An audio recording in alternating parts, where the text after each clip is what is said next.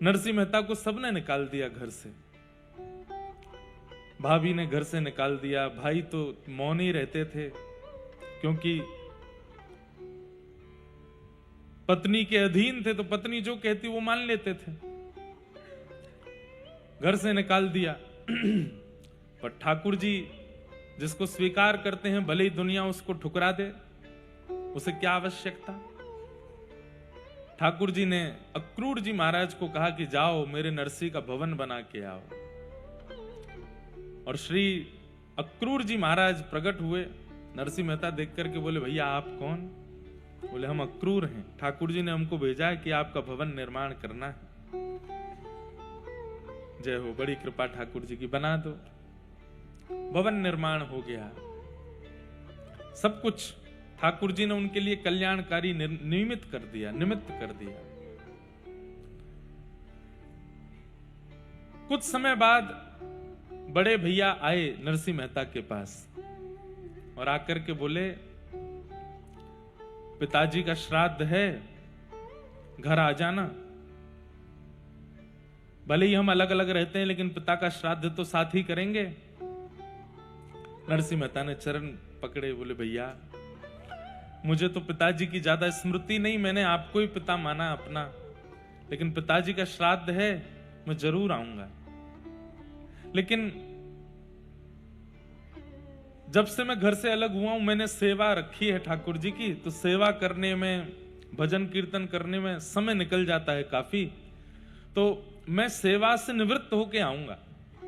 और उसमें मुझे कितना बच जाएगा, कितना समय लगे, ये मुझे पता नहीं, तो पर मैं आऊंगा, पर सेवा निवृत्त होके आऊंगा।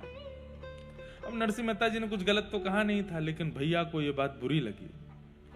पिता का श्राद्ध है और अभी भी तू ठाकुर जी की सेवा की प्रधानता बता रहा है। बिल्कुल आने की आवश्यकता नहीं है। मेरा तेरा भाई का संबंध भी आज मैं नष्ट करता हूं। अरे पिता का श्राद्ध है, अभी भी वो ठाकुर की सेवा करके आएगा? नहीं, मेरा वो मतलब नहीं भैया। सेवा ठाकुर जी आपके लिए जड़ होंगे, मेरे लिए तो सचल हैं। उनको तैयार करके सेवा करके तभी तो आ पाऊंगा। जा, मुझे ज्ञान मत दे, बैठा रहे घर, हम अकेले कर लेंगे, और बिल्कुल आने की आवश्यकता नहीं। नरसिंह मेहता अपनी पत्नी से बोले, अब क्या करें? भैया ने बुरा मान गए। तो बोले, अब तुमने मन से तो कहा नहीं, लेकिन एक बात सुनो, हैं तो आपके पिता भी जिनका श्राद्ध है, आप अपने घर पे कर लो। अब भैया मना कर गए स्पष्ट कि मत आना, अब जाओगे तो और विवाद होगा, श्राद्ध में विघ्न हो जाएगा, आप अपने पिता का श्राद्ध यहीं घर पे ही कर लेना। ठीक है, जाओ अपने कुलगुरु को बुला के ले आओ। नरसिंह मेहता अपने कुलगुरु के पास गए, जाकर के कहा, पिताजी का श्राद्ध है। बोले, हमने तो तुमको वंश से निकाल दिया, हमने तो तुमको जाति से निकाल दिया, अब क्यों आए हो तुम? बोले, भले ही मैं जाति से अलग हूं, लेकिन पिताजी तो मेरे आपकी जाति के ही हैं, उनका श्राद्ध करवाने आ जाइए। कुलगुरु जी बोले, हमने तो आपके बड़े भैया को वचन दिया है, उनके यहाँ जाएंगे और एक बार में एक ही जगह श्राद्ध खाना चाहिए, आपके यहाँ नहीं आ पाएंगे, आप कोई और व्यवस्था कर लो अपनी। नरसिंह मेहता बोले, कोई बात नहीं। दूसरे ब्राह्मण देवता के पास गए, बोले कि हमारे कुलगुरु तो व्यस्त हैं, आप ही करा दीजिए। तो ईर्ष्यालु लोग, ऐसा नहीं है कि आपसे जलने वाले लोग, ईर्ष्या करने वाले लोग मुंह पे ईर्ष्या करते हैं या पीठ पीछे ईर्ष्या करते हैं, वो कई बार कर्म के द्वारा भी ईर्ष्या प्रकट करते हैं। जैसे महाभारत में कथा आती है ना कि भृगु ऋषि को कौरवों ने हाथ पांव जोड़ करके प्रणाम करके कहा कि महाराज आप अपने 1000 शिष्यों को लेकर के पांडवों के पास प्रसाद पाने जाओ, ताकि आपके चरण रज मिलने से हमारे भाइयों का भला हो जाए। अब कह तो रहे हैं कि आपके चरण रज मिलने से हमारे भाइयों का भला हो जाए, लेकिन मन में ईर्ष्या है कि जो 5 लोगों का भोजन नहीं बना पाते, जब 1000 लोगों को लेके ये जाएंगे तो उनको खिला नहीं पाएंगे, और क्रोध में आके ये उनको श्राप दे देंगे। ईर्ष्यालु लोग कई बार दिखाते हैं कि वो आपसे प्रेम बहुत करते हैं, लेकिन उनकी क्रिया में कपट होता है। जैसे कोई हिमालय की यात्रा पर गया, अब हिमालय यात्रा करके आया, आपके मन में आया मैं भी जाऊं, तो आपने उससे पूछा भैया कैसी रही यात्रा, तो उसने मन में सोचा अगर मैं यहीं बैठे बैठे बता दूंगा तो ये सतर्क हो जाएगा और ये जाएगा नहीं, इसलिए ऐसा बताओ कि ये खुद भी चख करके आवे मजा।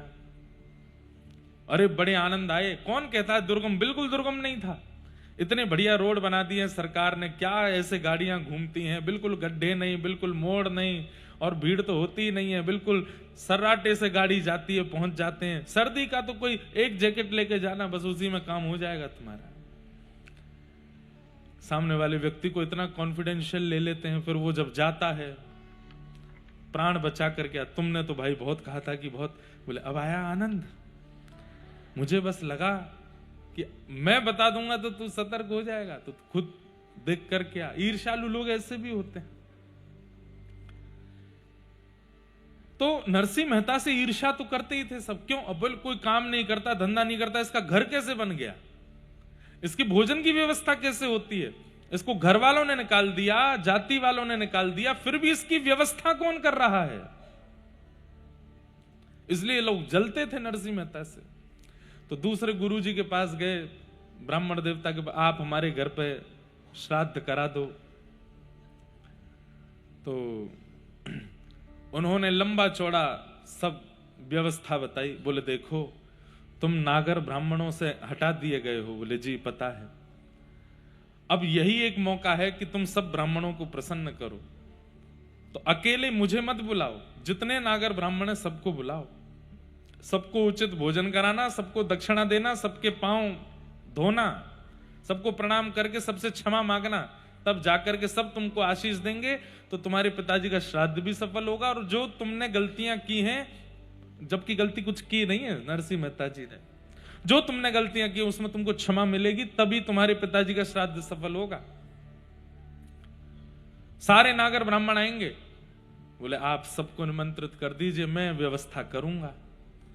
नरसिंह मेहता सोचे 40-50 लोग आएंगे, लेकिन उन ब्राह्मण देवता ने 400 परिवार निमंत्रित कर दिए। 400 परिवारों में जाकर के ढिंडोरा पीट दिया। नरसिंह मेहता ने भोजन पर बुलाया है। बोले वो क्या खिलाएगा? बोले इससे तभी तो आनंद आएगा, खाने के लिए जाएंगे, नहीं खिला पाएगा तो फिर भरे समाज में फिर उसको गालियां देंगे, फिर उसको सुनाएंगे, और अब की बार तो इसको नगर से ही निकाल देंगे। सब बोले हाँ आनंद आएगा, आनंद आएगा, ऐसा ही करो। नरसिंह मेहता ने जाके पत्नी से कहा 40-50 लोगों की प्रसाद की। बोले कोई व्यवस्था नहीं है, यहाँ 2 लोगों की व्यवस्था नहीं, तुम 40 की बोल रहे हो, एक ही बुला लेते। बोले वो बोले कि सबको बुलाना है, मैं तो बोल आया कि सबको निमंत्रण देना, अब देवी कुछ करो। पत्नी ने कहा वो एक सेठ जी हैं, उनसे जाके थोड़ा कर्जा ले आओ। ठीक है मैं जाता हूं, बाकी तुम व्यवस्था रखना। बोले हाँ। सेठ जी के पास गए। बोले सेठ जी कुछ व्यवस्था कर दीजिए, हम आपको दे देंगे धीरे धीरे। अच्छा, नरसिंह मेहता कीर्तन करते थे, कीर्तन में कोई कुछ देने का प्रयास करता था तो नरसिंह मेहता जी रखते नहीं थे, कोई दे भी देता था तो तुरंत भंडारा कर देते थे। या फिर कभी कोई देने की इच्छा रखता तो नरसिंह मेहता कहते उनसे हमने इतना लिया है, आप उनको दे आओ, अपने पास नहीं रखते थे। अकिंचन, निष्किंचन। तो सेठ जी के पास जाकर के नरसिंह मेहता बोले पिताजी का श्राद्ध करना है, आप थोड़ी सेवा कर दो। सेठ जी बोले कर दूंगा, पर बदले में हमको क्या मिलेगा? बोले मैं धीरे धीरे चुका दूंगा, ब्याज भी लगा देना आप। सेठ जी बोले हमको देखो ब्याज सहित चुकाने की आवश्यकता नहीं, आप तो जितना लोगे उतना चुका देना, बाद में उससे पहले ब्याज के रूप में हमको कुछ और दो। बोले क्या? कीर्तन सुनाओ, बैठ के थोड़ा कीर्तन सुना। नरसिंह मेहता बोले मैं कीर्तन सुनाने लगा तो फिर मैं उसमें विलीन हो जाऊंगा, तल्लीन हो जाऊंगा। पिताजी का श्राद्ध है, ब्राह्मण देवता आ रहे होंगे। सेठ जी बोले हम आपको हिला देंगे, हम आपको उठा देंगे, आप तो कीर्तन सुना। लिए करताल हाथ में, और जैसे ही कीर्तन गाने, वो हमारी आपकी तरह कीर्तन भजन कथा नहीं सुनते थे। नरसिंह मेहता तो जैसे ही कीर्तन में प्रवेश करते, देह की सुध नहीं रहती थी, कहीं और पहुंच जाते थे। फिर किसी को जाके उनको उठाना पड़ता था, तब जाकर के वो सचेत होते थे। हम लोग कैसे हैं, हमको बार बार सावधान करना पड़ता है, इधर देखो, कथा सुनो, बार बार कहना पड़ता फोन मत चलाओ, इधर उधर मत देखो, सो मत। नीचे वाले लोग बेचारे, इन पे तो साधन नहीं, बैठना पड़ता है। कुर्सी और सोफा वाले लोग बेचारे बड़े सुखी होते हैं, दोपहर की प्रसादी पाके आते हैं। और गुजरात में तो छाछ पीने की ज्यादा परंपरा है, ऐसी छाछ पी के आते हैं कि सोफा मिला नहीं, कथा सुन तो नहीं नीचे बैठने वाले, हमको क्या फायदा, लो झोंका मार लो। हम लोगों को बार बार उठाना पड़ता है कि भाई कथा सुनो, कीर्तन सुनो, भजन करो। नरसिंह मेहता कैसे हैं, उनको उठाना पड़ता है कि संसार भी देखना है, कीर्तन में ही मत रहो। बंधुओं, कभी आपने विचार किया, संतों के, महापुरुषों के, वैष्णवों के चेहरे में ऐसा कौन सा आकर्षण होता है कि हम हजारों रुपया खर्च करके भी इतने सुंदर नहीं दिखते, और वो बिना साबुन लगाए भी इतने बढ़िया क्यों लगते, क्यों लगते? हमारे वृंदावन के महापुरुष महात्मा रज का तिलक लगाते हैं, चंदन का तिलक लगाते हैं, रोली तिलक लगाते हैं, जटाएं बढ़ा करके रखते हैं, दाढ़ियां बढ़ा करके रखते हैं, 2 जोड़ी कपड़ा पहन करके घूमते हैं। लाखों का पलस्तर करने वाले मुख पे उनके सामने फीके लगते हैं, वो इतने सुंदर लगते हैं। ये आकर्षण उनके अंदर कहां से आया? उनकी वाणी का आकर्षण, उनके रूप का आकर्षण, उनके आचरण का आकर्षण, उनका उठना बैठना चलना फिरना सब कुछ इतना आकर्षित क्यों होता है? क्योंकि हम लोग संसार में व्यस्त रहते हैं, ठाकुर जी के लिए समय कभी कभी निकालते हैं, और वे ठाकुर जी में व्यस्त रहते हैं, संसार के लिए कभी कभी समय निकालते हैं। ये अंतर है। हम आप सब लोग तो संसार में ही व्यस्त रहते हैं, कथा में भी आ जाते हैं तो भी संसार नहीं छोड़ते, तो भी यहां पर वही चिंतन बना रहता है। थोड़ा भूल करके बैठिए, कम से कम कथा में जितनी देर व्यास जी बैठे हों सन्मुख, उतनी देर तो आप लोगों को, अब यहां तो क्या कहने, आज हमको सुबह वीडियो दिखा रहे थे, 8 बजे से बालक यहां आकर के कीर्तन कर रहे हैं, सुबह 8 बजे से 9 बजे से। उनको बोलते हैं कि आपके लिए प्रसाद की व्यवस्था कर दें, आपको भोजन पानी कर लो भाई, सुबह से आप आ जाते हो। सब कह रहे हैं, बोले कि नहीं, इतनी सुंदर कथा महाराज जी आके सुनाएंगे, उसी से पेट भर जाता है हमारा, तो उसी से प्यास पूरी हो जाती है। नरसिंह मेहता जैसे आज भी हैं, और भैया ऐसों की कितनी बलैया लूं, मेरी तरफ से जो सुबह सुबह जल्दी आ जाते हैं ना, नेक नेक डिटोना लगा लेना काजल का, कोई की नजर नहीं लगे आपको। इतना प्रेम, इतना भाव आप सबके चित्त में है। तो नरसिंह मेहता कैसे हैं? लग गए कीर्तन में, और कीर्तन में लगे, यहां जैसे ही गाने लगे, सामने वाले सेठ जी भी तल्लीन हो गए। द्वारिकाधीश विचार किए, ए नरसिंह, वहां घर पे ब्राह्मण आ रहे हैं सारे तेरे, कितना तू कीर्तन में व्यस्त हो जाता है, तेरे को सब जगह से बचाता हूं, तू फिर जाके फंस जाता है। ठाकुर जी बोले, भैया नरसिंह, अब तो कीर्तन से तुम उठोगे नहीं, और पिताजी का श्राद्ध होना है। ठाकुर जी ने रुक्मणी जी से कहा, रुक्मणी जी संभालो जरा मोर्चा, द्वारिका संभालना, मैं आता हूं थोड़ी देर में। कहां जा रहे हो? बोले अभी आता हूं। ठाकुर जी ने तुरंत नरसिंह मेहता का रूप धारण किया, घर पहुंच गए नरसिंह मेहता के, बैलगाड़ियों में सामान लेकर के, जैसे मानो मंडी से सारी सब्जियां खरीद करके लाए हों। पत्नी से कहा, देवी सेठ जी ने पैसे दे दिए हैं, बढ़िया सब सामग्री लाया हूं, बनाओ, तैयारी करो। ठाकुर जी पहुंच गए। पत्नी बोली, अकेली थोड़ी, आप भी लगो साथ में। ठाकुर जी बोले, हाँ कुछ सब्जी मैं भी अमनिया करता हूं। लगे नरसिंह मेहता की तरह अमनिया कर रहे हैं, सब्जी बना बना करके काट काट करके दे रहे हैं। पत्नी सिद्ध कर रही है, अरे भाई यहां सौभाग्य नरसिंह मेहता का नहीं है, यहां सौभाग्य नरसिंह मेहता की पत्नी का भी नहीं है, सौभाग्य तो नरसिंह मेहता के पिताजी का है कि श्राद्ध करने ठाकुर जी आए, और श्राद्ध की प्रसादी भी अपने हाथ से सिद्ध कर रहे हैं। वहां नरसिंह मेहता कीर्तन में आनंदित हैं, नेत्रों से अश्रुधार, और दोनों सेठ जी और नरसिंह मेहता नृत्य करके कीर्तन कर रहे हैं। ठाकुर जी ने बढ़िया, इनके बालकों को भी कहीं श्राद्ध खाने की आवश्यकता नहीं है, इसी से ही घर चल जाना है, अब कहीं आने जाने की आवश्यकता नहीं है। घर में इतना धन हो गया कि 2-3 समय का भोजन रोज मिल जाएगा जीवन पर्यंत। सब ब्राह्मण हृदय से लगाने लगे, वाह नरसिंह तुमने कमाल कर दिया।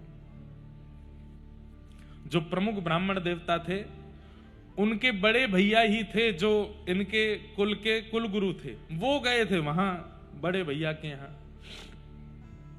बड़े भैया के यहाँ 4-5 ब्राह्मणों ने प्रसाद पाया, श्राद्ध आदि कराया।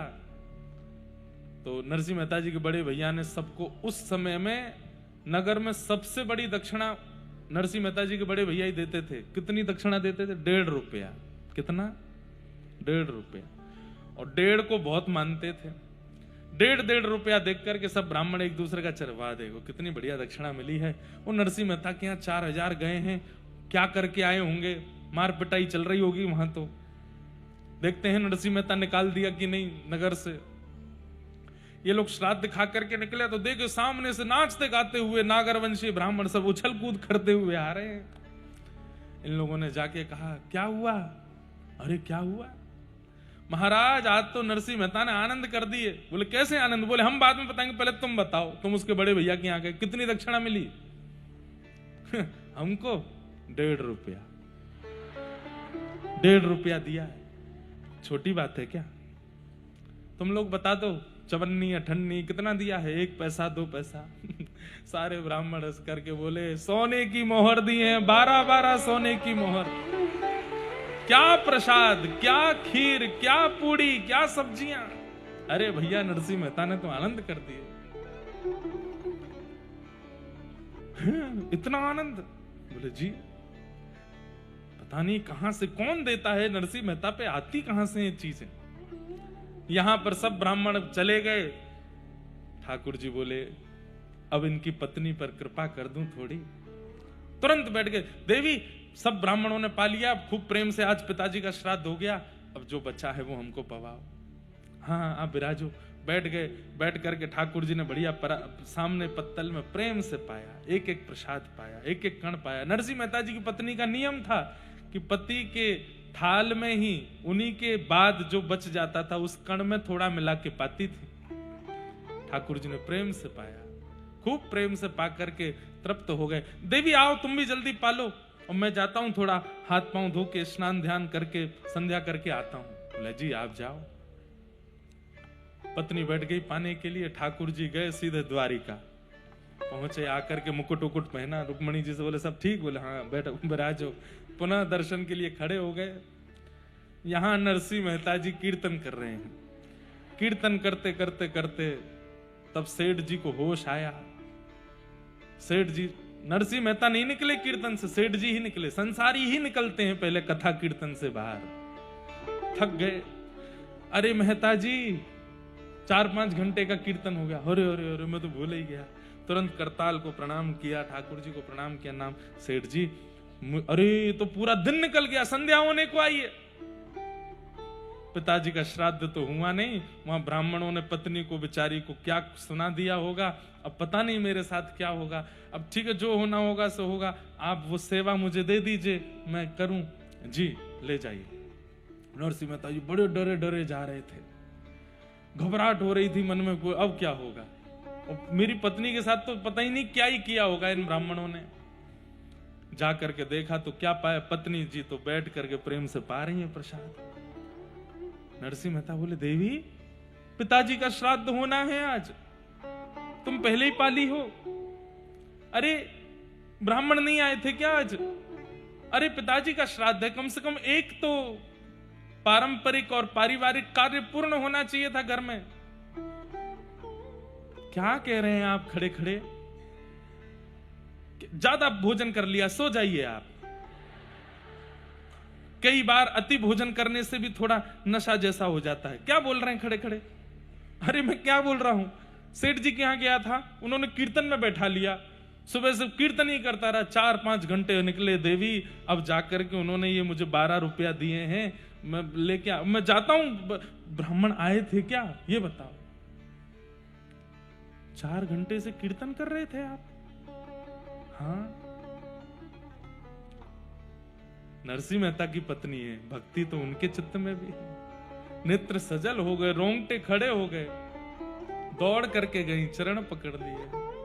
बोले ये कैसी बात कर रहे हैं, सच बताइए, आप सेठ जी के यहाँ? तो बोले हाँ, मैं सेठ जी के यहाँ अभी आया हूं। क्या हुआ, तुम इतनी भावुक क्यों हो रही हो?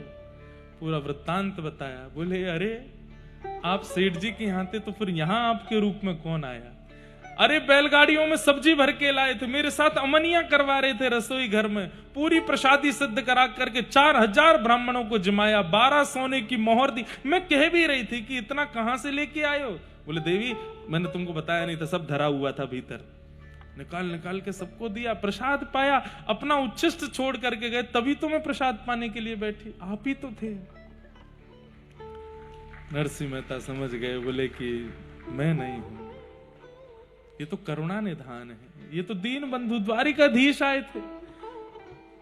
हाथ पांव कांपने लगे नरसिंह मेहता के, कहां बैठे थे मेरे नाथ?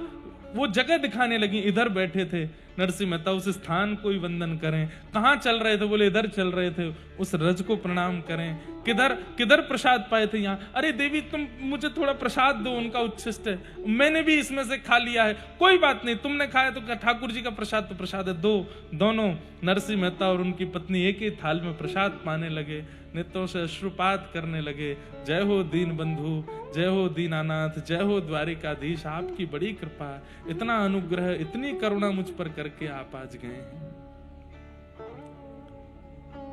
ऐसे द्वारिकाधीश तो भले ही जगत निंदा करता था नरसिंह मेहता की, लेकिन ठाकुर जी यश गाते, तू है सखी बड़ भाग बड़ी, नंदलाल तेरे घर आवत हैं। तू है सखी बड़ भाग बड़ी, नंदलाल तेरे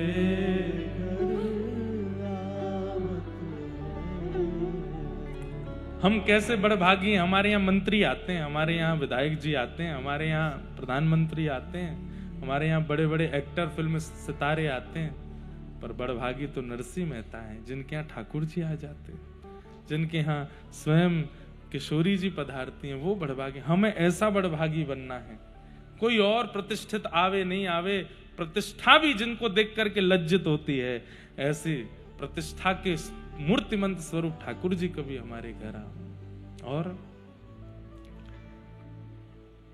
सब कोई इनको यश गावत, सब कोई इनको यश गावत, पर ये तेरो यश गावत हैं,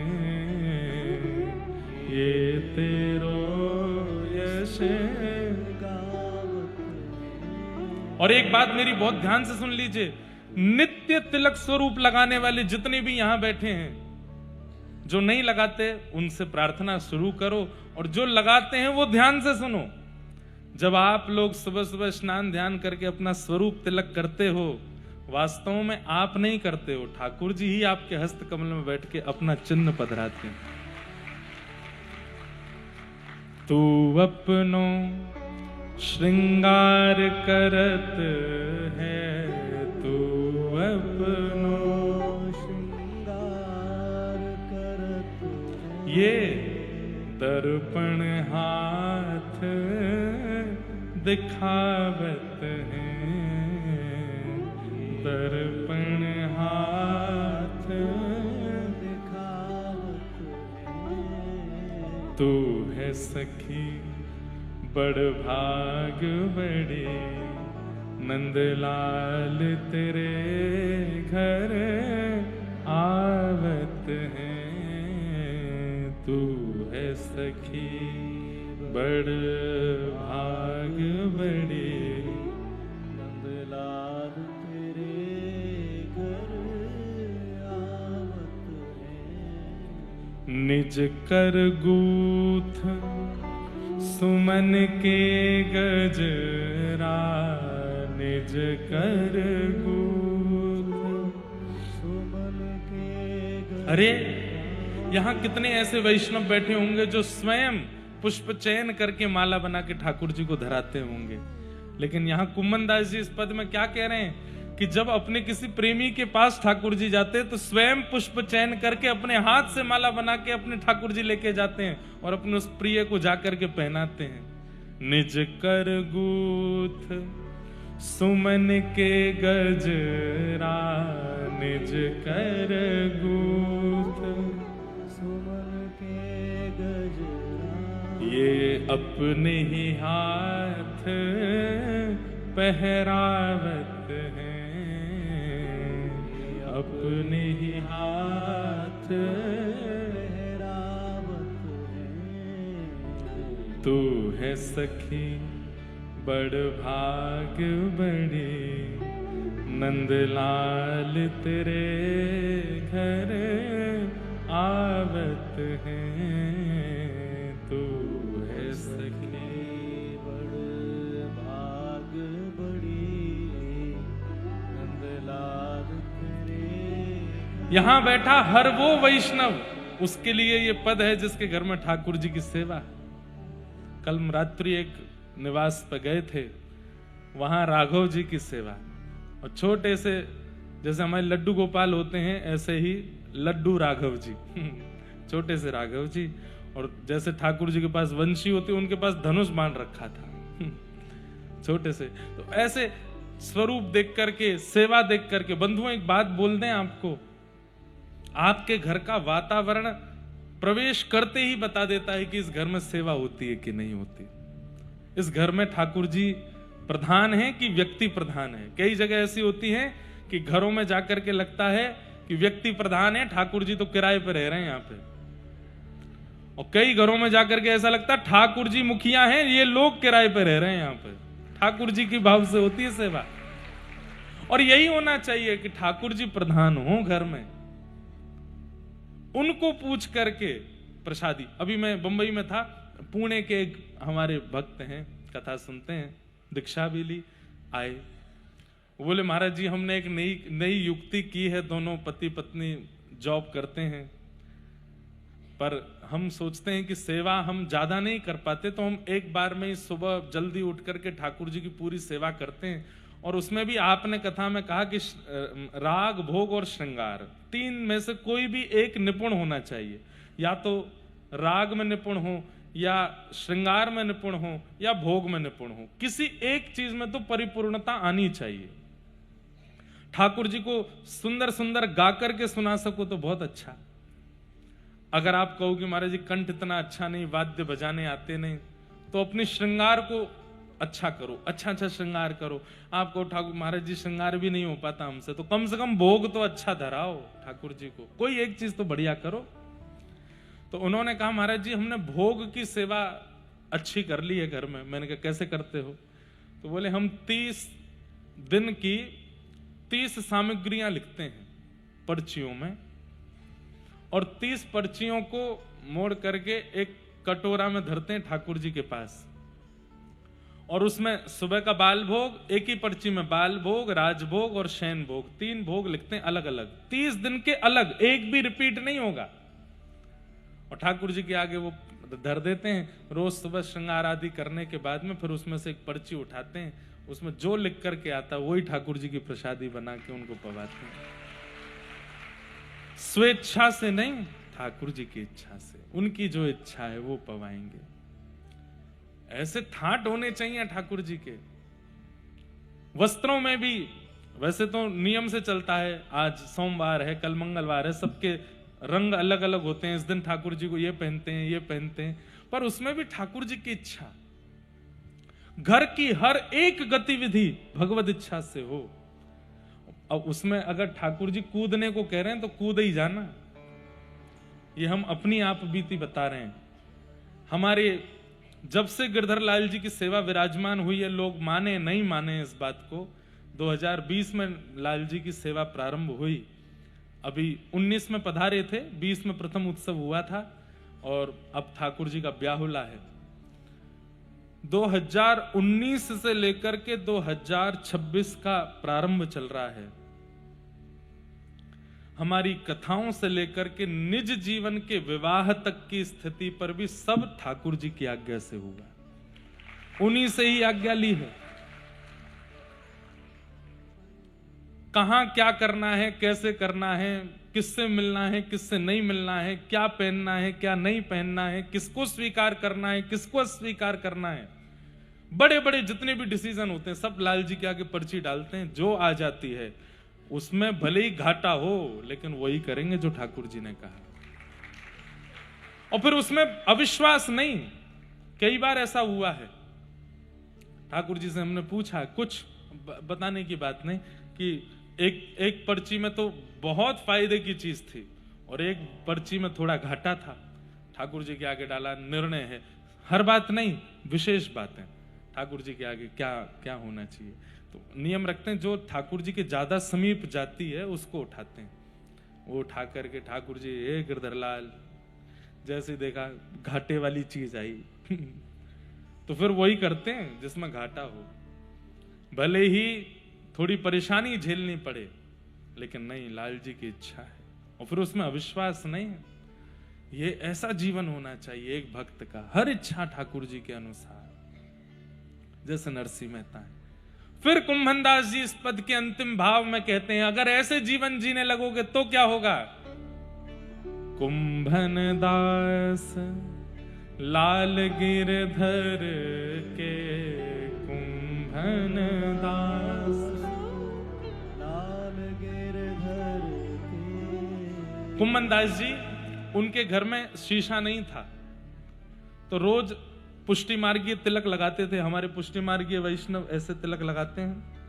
तो पुष्टि मार्गीय तिलक थोड़ा और कठिन है, तो उसके लिए कम से कम दर्पण तो चाहिए लगाने के लिए। उनके घर में दर्पण नहीं था, तो ठाकुर जी आते थे और गोदी में बैठ करके और छोटे से लाला थोड़ी पकड़ करके कुंभनदास जी से कहते, हाँ कुंभना, मैं देख रहा हूं, तू लगा, स्वरूप लगा।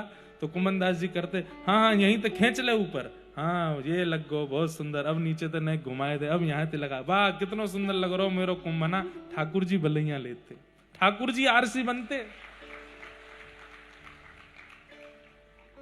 एक बार ठाकुर जी ने विचार किया, इतना निष्किंचन है, इतना अकिंचन है कुंभनदास, एक जगह को राजा आ रहा है, बहुत सारी संपत्ति दान करवे, वाकई मन में जाए कि कह दूंगा यही दान कर जाएगा।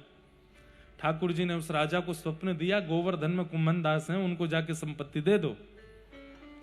सुबह सुबह का समय, राजा को स्वप्न आ चुका था ठाकुर जी का। कुंभनदास जी तिलक स्वरूप कर रहे थे, ठाकुर जी गोद में बैठे कुछ बात कर रहे थे, कुंभनदास जी थे। कुंभनदास जी के थोड़ी पकड़ के ठाकुर जी बोले, ए कुंभना, मेरी बात तो सुन। कुंभनदास जी बोले, हाँ लाला, हाँ जय जय, बोलो, कहा कह रहे। इतने में ही वो राजा आ गया और उसने भीतर जैसे प्रवेश किया, ठाकुर जी अंतर ध्यान हो गए।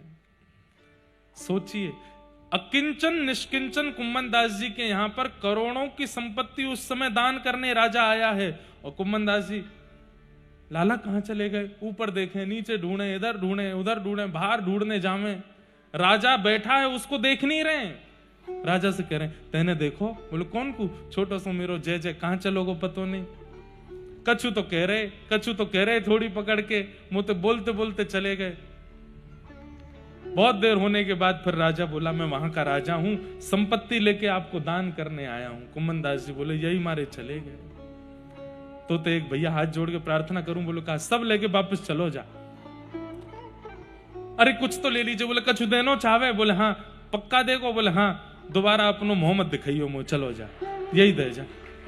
तू जब ते आयो मेरो जय जय, मुंह को छोड़ के चलो।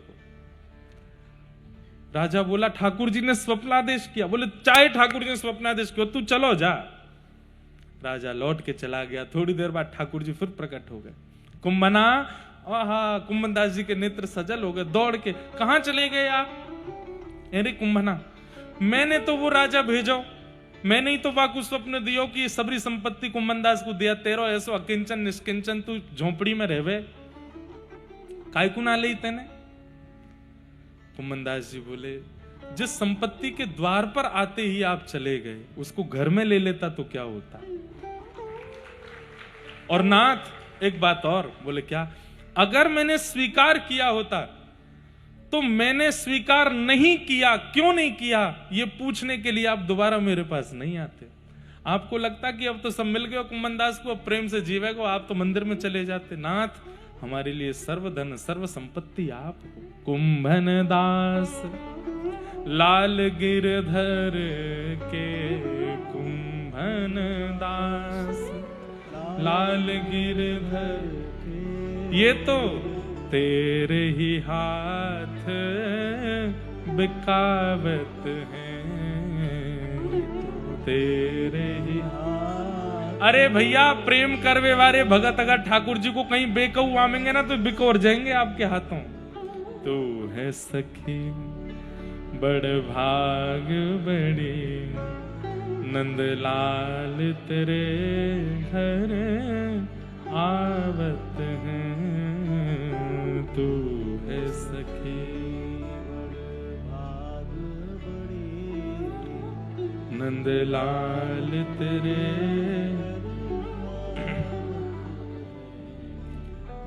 इसलिए भैया, कोई रीझे नहीं रीझे, कोई प्रशंसा करे ना करे, ठाकुर जी प्रशंसा करें, ऐसी क्रिया कर्म करो, ठाकुर जी आपसे आनंदित हों। कल हम लोग श्रीमद् भागवत जी की मंगलाचरण का श्रवण कर रहे थे। तत्पश्चात भागवत जी की रचना प्रेम के कारण हुई। प्रेमः पुरर्थो महान। श्रीमद् भागवत जी की रचना का कारण केवल प्रेम है। क्यों? वेदव्यास जी महाराज अनेक ग्रंथ लिख चुके थे, पर अनेक ग्रंथों में धर्म, अर्थ, काम और मोक्ष, ये चतुर्विध पुरुषार्थ ही था। तब नारद जी महाराज ने आके कहा, जिसको धर्म नहीं चाहिए, जिसको अर्थ नहीं चाहिए, जिसको काम नहीं चाहिए, जिसको मोक्ष भी नहीं चाहिए, हमारे व्रज में गाते हैं, मुक्तियु नौनसी खारी लागे। कहा के हमारे व्रज में मुक्तियु नौनसी खारी लागे। ठाकुर जी की सेवा के आगे हमें मुक्ति ना चाहिए। कहा करूं वैकुंठ ही जाए, कहा करूं वैकुंठ ही जाए, कहा करूं वैकुंठ ही जाए, कहा करूं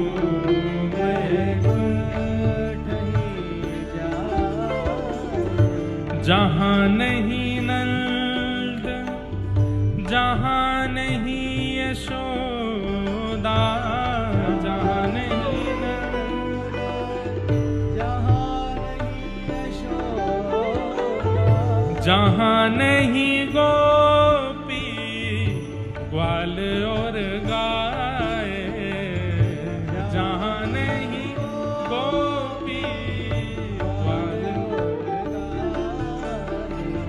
कहाँ करूं वैकुंठ ही जाए, कहाँ करूं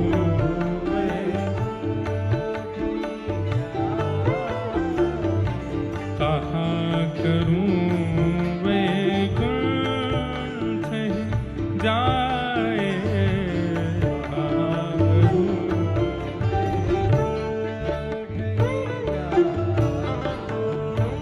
जहां नहीं जल यमुना को निर्मल, जहां नहीं जल यमुना को निर्मल, और नहीं कदम्ब की छाए, और नहीं कदम्ब की छाए। हे परमानंद प्रभु चतुर भालिनी, परमानंद प्रभु चतुर, हे परमानंद प्रभु चतुर भालिनी।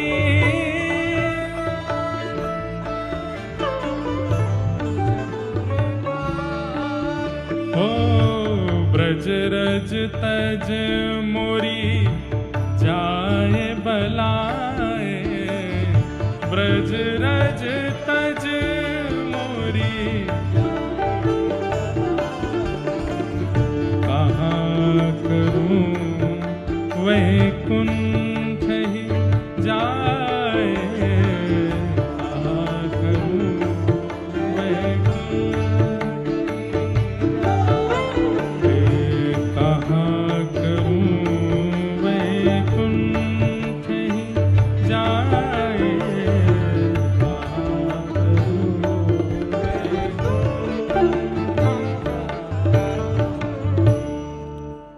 परमानंद प्रभु चतुर ग्वालिनी, परमानंद प्रभु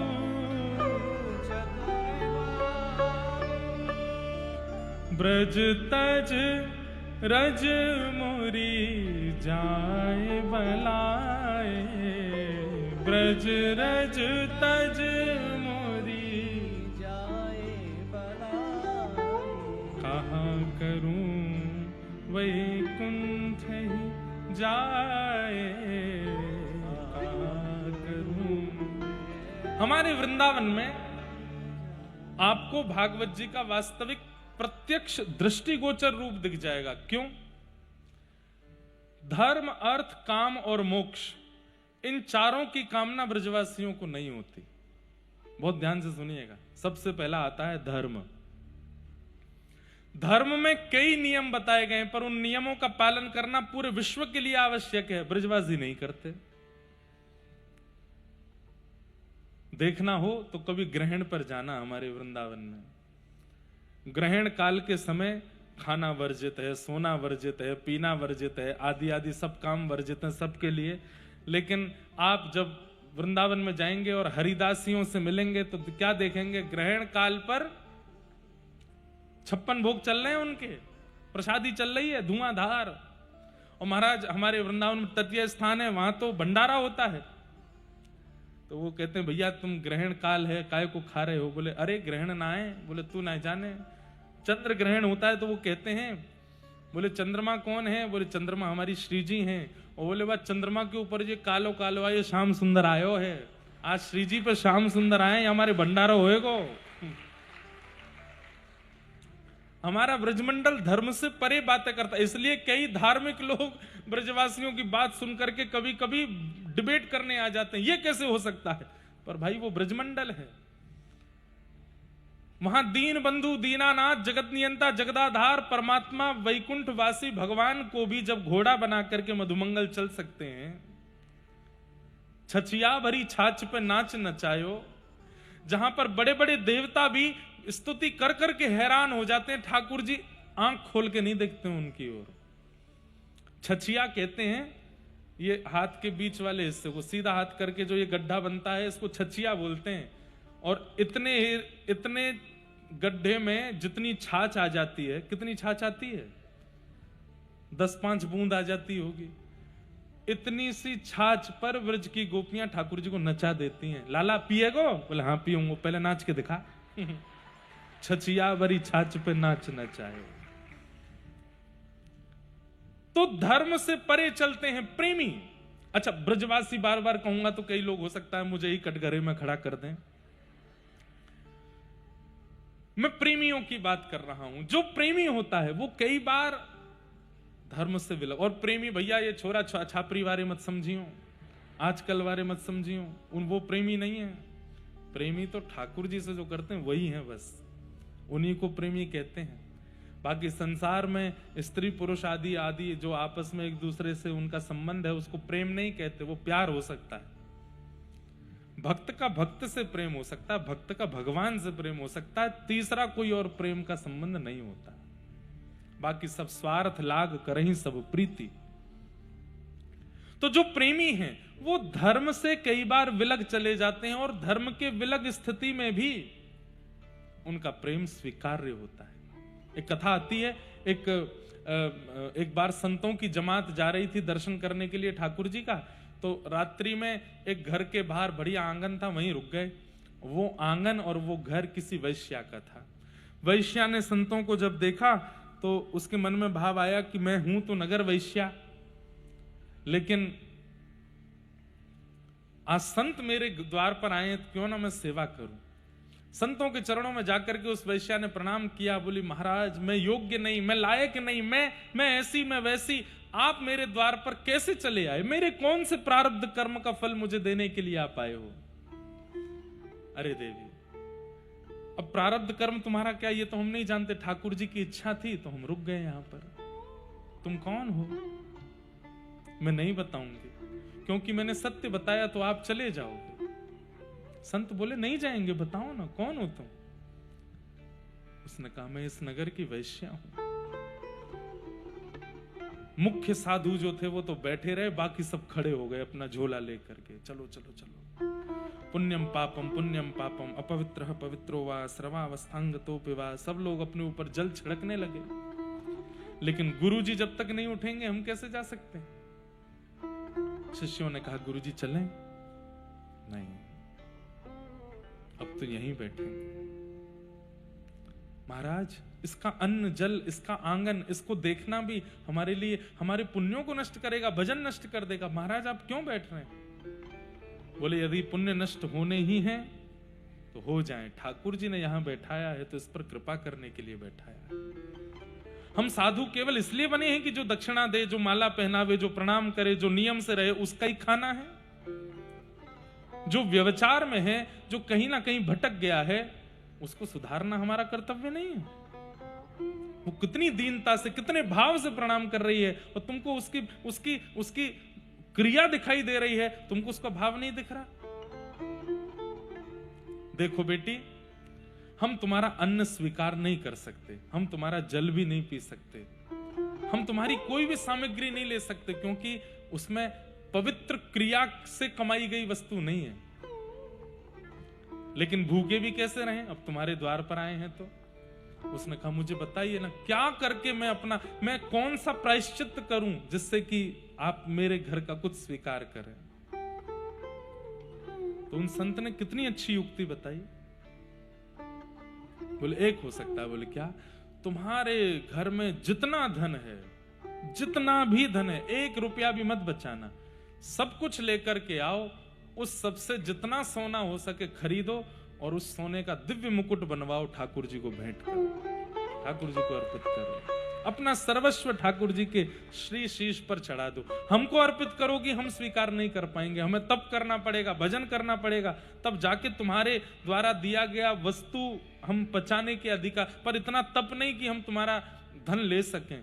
ठाकुर जी तो स्वीकार करेंगे। वो तो रोम रोम पुलकित हो गया। और दूसरी क्रिया, अब इस क्रिया को छोड़ो, अब तो अपना शेष जीवन ठाकुर जी के भजन में लगाओ। बोलो मुझे स्वीकार है। उस वैश्या ने अपना घर बेच दिया, उसके पास जितना धन था सबसे सोना खरीद करके एक दिव्य मुकुट निर्माण कराया। संतों ने कहा अब इस मुकुट को लेकर के हम जाएंगे मंदिर में, ठाकुर जी को अर्पित करेंगे।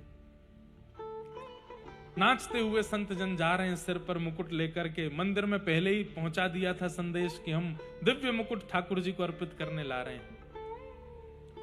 और वो वैश्या सबसे पीछे चल रही है, बस उन संतों की प्रसन्नता को देख करके ही वो आनंदित हो रही है। उसको लग रहा है कि इतने सारे ठाकुर जी ही नृत्य कर रहे हैं मानो।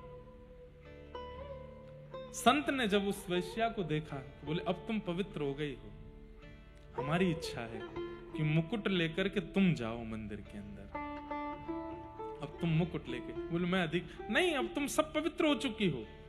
बंधुओं, व्यक्ति अपने दुष्कर्म का जिस दिन मन बुद्धि और क्रिया से त्याग करता है, उसी दिन ठाकुर जी उसको क्षमा कर देते हैं उसके पूर्व के किए हुए पाप से।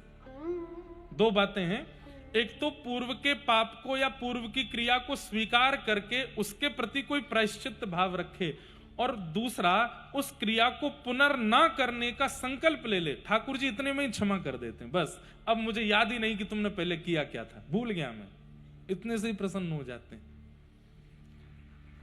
ताली तो बजाई आपने, पर याद रखना है इस बात को कि आप सबको पता है कि मेरा ऐसा कौन सा कर्म है जिससे ठाकुर जी नाराज हो सकते हैं।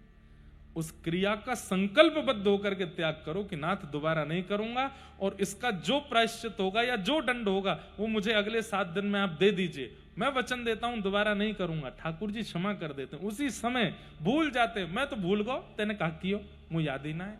ठाकुर जी भूल जाते, भुला देते। वैश्या को कहा अब ठाकुर जी विस्मृत हो गए, तुम लेके चलो मुकुट। जैसे ही वो वैश्या सिर पर एक थाल में मुकुट लेकर के जाने लगी, पर ठाकुर जी भी परीक्षा की अवधि कभी कभी बढ़ा देते हैं। पुजारी सब खड़े हो गए द्वार पर, हम इस वैश्या को भीतर नहीं घुसने देंगे, इसके द्वारा निर्मित मुकुट पहना रहे हैं, यही बहुत बड़ी बात है।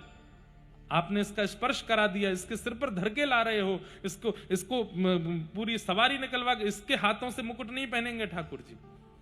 तो साधु ने जाकर के पुजारियों से बड़ी शास्त्रार्थ किए, हर तरीके से कैसे भी बोली यही पहनाएगी ठाकुर जी को मुकुट। अंत तो गत्ता पुजारी हार मान गए, सब ने द्वार खोल दिया, बोले ठीक है अब चलो। जैसे ही वो वैश्या भीतर प्रवेश करने लगी, उसी समय उसको मासिक धर्म हो गया। रुक गई वहीं, तुरंत मुकुट नीचे धर दिया, हाथ जोड़ के बोली शायद ठाकुर जी ही नहीं चाहते हैं मेरे हाथ से मुकुट धारण करना। आपने तो बहुत प्रयास किया कि मैं कैसे भी पवित्र हो जाऊं, हर प्रकार से मैंने सब कुछ किया, धन लगा दिया, ये कर दिया, घर बार बेच दिया, जीवन का पूरा का समर्पण ठाकुर जी के नाम के प्रति कर दिया, पर देखिए ना ये अभी ही होना क्यों आवश्यक था। ठाकुर जी शायद स्वीकार नहीं करना चाहते। साधु के नेत्रों में आंसू आ गए, बोले ठाकुर जी संसार निष्ठुर हो गया, ये सब ब्राह्मण निष्ठुर हो गए, साधु भी निष्ठुर हो गए थे, पर आप निष्ठुर हो गए, ये मुझे समझ नहीं आ रही बात। ये तो आपके हाथ की बात थी, आप चाहते तो इसको पवित्र ही रहने देते, फिर ये क्यों हुआ। जब उस साधु के नेत्रों से अश्रु जल गिर करके नीचे पृथ्वी पर गिरे, तभी क्या देखते हैं, दिव्य तेज प्रकट हुआ और मंदिर में जो विराजमान ठाकुर जी थे वो स्वयं चल करके बाहर आ गए, और बाहर आकर के सिर झुका करके बोले इस वैश्या के हाथ से ही मुकुट पहनूंगा, ये पहना दे। ऐसी अवस्था में उस वैश्या ने अपने हाथ से मुकुट उठा करके ठाकुर जी के शीश पर धारण कराया और वहीं प्राण त्याग दिए, ठाकुर जी में विलीन हो गए। सोचिए, जब व्यक्ति प्रेम की पराकाष्ठाएं पार कर जाता है तो कहीं ना कहीं पाबंदी और धर्म की जो एक प्रकार से कहते हैं परकोटा है, वो लांग जाता है व्यक्ति। और लांग नहीं जाता, ठाकुर जी लंगवा देते हैं। हम सबको धर्म के अधीन रहना चाहिए, पर कई बार प्रेम की अवस्था ऐसी ठाकुर जी के प्रति हो जाती है कि वो उससे ऊपर चले जाते हैं। धर्म, प्रेमी धर्म से ऊपर उठ जाता है। दूसरा है अर्थ। प्रेमी को अर्थ की इच्छा भी नहीं होती, आकाश वृत्ति से रहता है। आकाश वृत्ति किसको कहते हैं?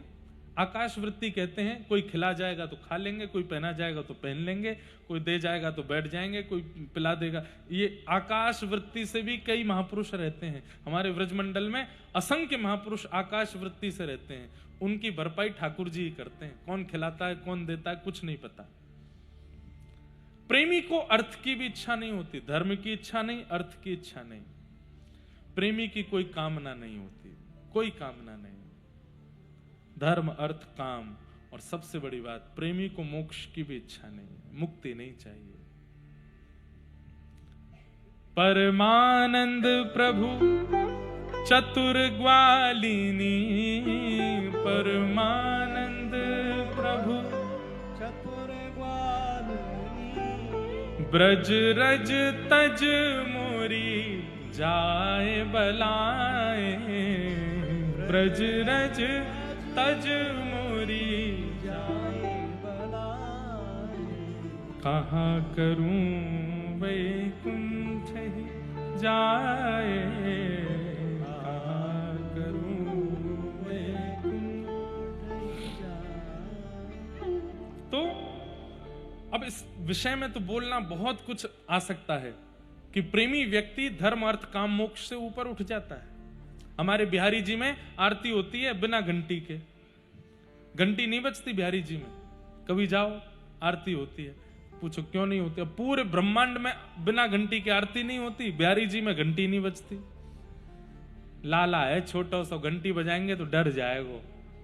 लो, धर्म से परे की बात। पूरे विश्व में ठाकुर जी उठते हैं सुबह 4 बजे, 3 बजे, 3:30 बजे, 2:45 बजे। बद्रीनाथ में 3 बजे इतनी कड़ाके की ठंड में ठाकुर जी का अभिषेक होता है। और ब्रज में हमारे बिहारी जी 8 बजे उठते सो के, और चौ नेक्सो सो लाल आए, देरी ते सोवे, 12-12 घंटा की नींद पूरी करे अपनी। ऐसे ठाकुर जी। नाथ द्वारा चले जाओ, वहां ठाकुर जी का शयन रात्रि 6 बजे ही हो जाता है। शाम को 6, 6:30, 7 बजे ठाकुर जी गए विश्राम में। बोले क्यों? बोले जब नंद भवन में ठाकुर जी रहते थे, नंदरानी यशोदा आदि के समय पर ठाकुर जी इसी समय सोते थे। और कम से कम 12 घंटा ठाकुर जी की नींद होनी चाहिए। 4 बरस के लाला हैं, 6 बजे सो जाते हैं, सुबह 5-6 बजे उठते हैं। फिर धर्म से ऊपर की चर्चाएं, प्रेम धर्म से ऊपर ले जाता है। नारद जी महाराज वेदव्यास जी से कह रहे हैं, नयद वचश्चित्र पदम हरेर यशो जगत पवित्रम प्रगणित करहिचित तद्वायुषम तीर्थ मुशंति मानसा नयत्र हंसा निर्मुक्त शिक्षया। हे वेदव्यास जी, आपने इतने वेद पुराण आदि ये सब जो लिखे हैं, इन सब से ज्ञानियों का उद्धार हो जाएगा, वैरागियों। बोले मैं कर लूंगी, मुझे कोई दिक्कत नहीं। इतना सब कुछ उनके साथ में अनुचित परिवार में हो गया, उसके बाद भी ठाकुर जी की सेवा नहीं छोड़ी। एक दिन बड़ी बूढ़ी माता जी फिसल गईं तो पैर टूट गया उनका भी। तो घर आसपास के लोग उनको उठा करके ले गए अस्पताल। डॉक्टर ने पूरा चेक वेक किया। बोले माता जी हड्डी टूट गई है आपकी, प्लास्टर लगाना पड़ेगा। बोले नहीं नहीं, जाने तोड़ो वही जोड़ेगा। बोले किसने तोड़ा है? बोले मुझको वापस लेके चलो, बताती हूँ। बोले अरे सूज जाएगा पैर, टूट गई है हड्डी। बोले लेके तो चलो। वापस मंदिर में लेके आए, चतुर्भुज भगवान थे, उनके सामने खड़ा किया मैया को। पैर टूटा हुआ है। मैया बोली एक पत्थर लेके आओ। कोई पत्थर लेके आयो तो पत्थर उठा के बोली ठाकुर जी से, मेरो पैर तोड़ दियो तेने, अब मैं तेरो पैर तोड़ूंगी। पहले मेरो ठीक कर, नहीं तो तेरो तोड़ दूंगी। तेने मेरो पति छीन लियो, बेटा छीन लियो, तब भी मैंने तेरी सेवा ना छोड़ी, और तेने आज मेरो पाम तोड़ दियो, अब ही तोड़ू। सब बोले अरे मैया क्या कर रही हो? इतने में ही कड़क करके आवाज आई, मैया को पाम सीधो है वो। ठीक है क्या? ठाकुर जी ने कर दियो। आप लोग इससे प्रेरणा लेकर के कुछ मत करना। बुखार आ जाए तो ठाकुर जी कोई एसी के सामने रुक जाते हैं, मुझे बुखार चढ़ाया तो भी चढ़ेगा, अब आप नहीं करना। पर जब प्रेम की पराकाष्ठा इतनी ऊंची पहुंच जाती है ना, तो व्यक्ति जानबूझ करके नहीं करता, उसके व्यवहार में होती हैं ये सारी चीजें। जानबूझ के नहीं करता, वो उसके व्यवहार से होने लगती। उसके विचार व्यवहार सब प्रेम युक्त हो जाते हैं। तो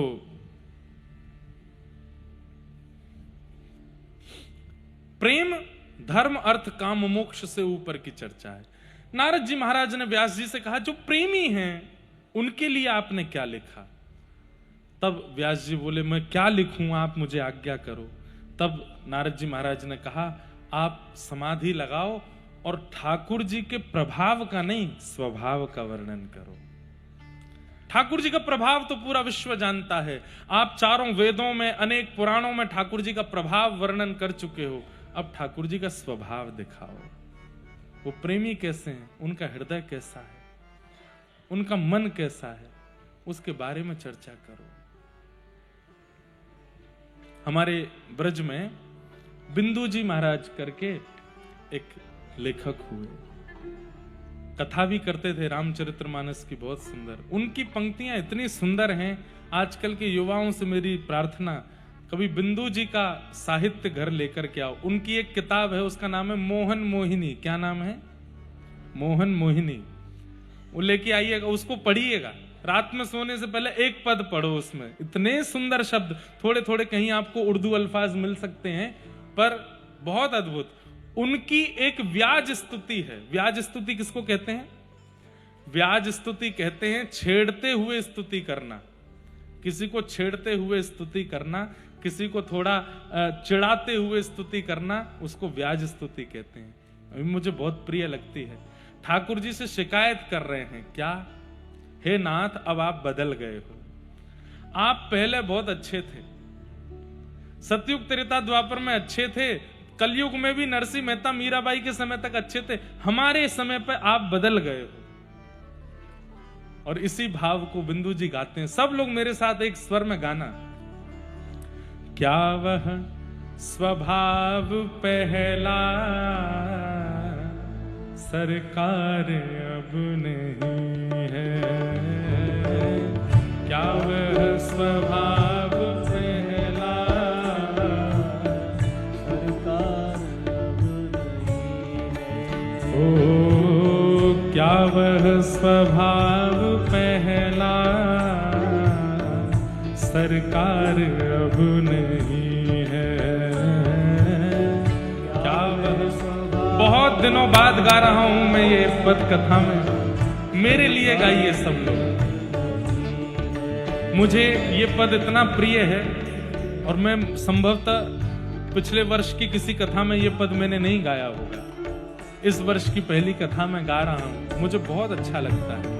सबसे प्रार्थना, एक ताल बजा करके सब लोग एक ताल, हाँ, और सब लोग गाइएगा। ठाकुर जी से थोड़ी शिकायत करो।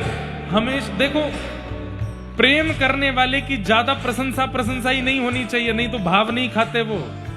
कभी कभी शिकायत भी होनी चाहिए। करिए शिकायत द्वारिकाधीश से। क्या वह स्वभाव पहला सरकार अब नहीं है, क्या वह स्वभाव पहला सरकार अब नहीं है। ओ हम दीनों के वास्ते क्या दरबार अब नहीं है, दीनों के वास्ते क्या दरबार अब नहीं है। ओ क्या वह स्वभाव पहला सरकार अब नहीं है, क्या वह स्वभाव पहला। शब्द कितने सुंदर हैं। ओ या तो दयालु मेरी दृढ़ दीनता ने